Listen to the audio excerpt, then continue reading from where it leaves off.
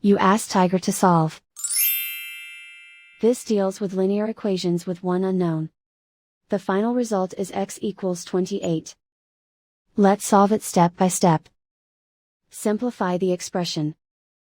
Simplify the arithmetic.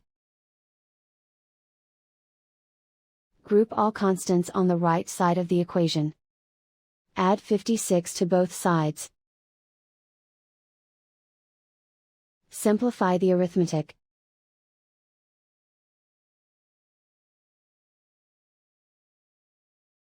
Isolate the x. Divide both sides by 2. Simplify the fraction. Find the greatest common factor of the numerator and denominator. Factor out and cancel the greatest common factor.